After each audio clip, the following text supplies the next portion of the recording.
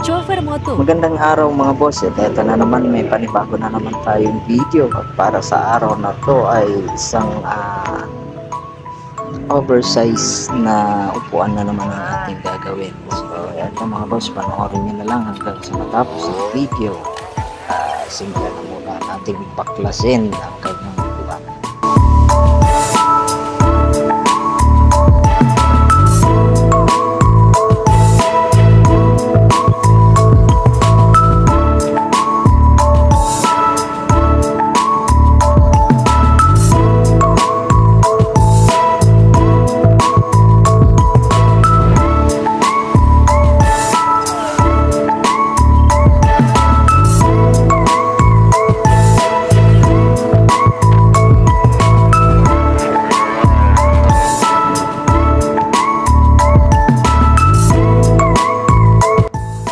So ayan mga boss, no, wasak na naman, isa na namang wasak na seat cover. So ayan, simulan na po natin alisin ang kanyang seat cover.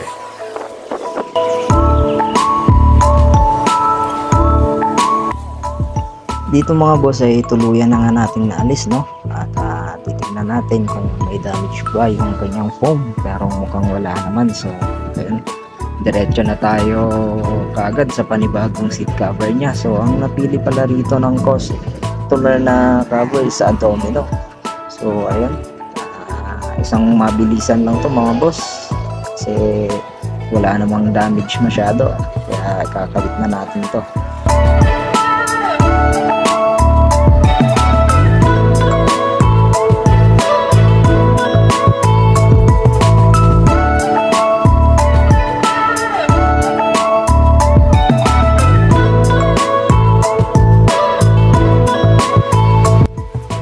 Dito pala banda mga boss, no, medyo nahihirapan tayo dyan sa pangunahan niyang dulo kasi pagka hindi mo hinatak yan ay magkakaroon ng gusot. So kailangan talaga dyan hatakin at hilutin para medyo maganda yung kinalabasan.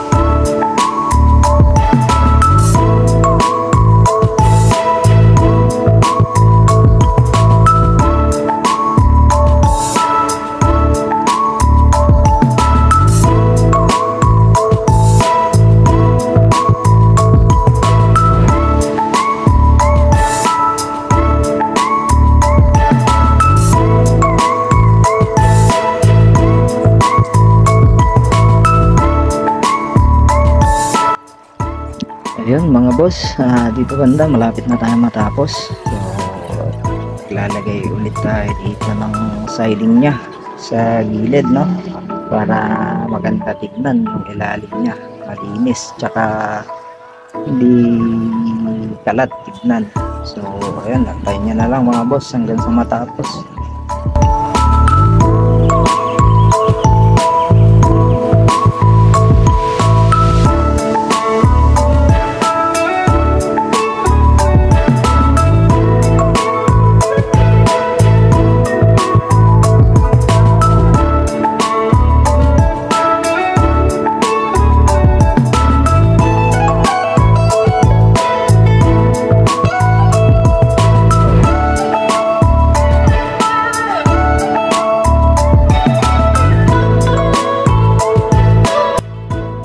Ayan, at dito naman mga boss ay inaalis natin yung mga sobra-sobra sa ilalim para medyo pantay siya. So ayun, katapos nyan ay maglalagay na tayo ng siding.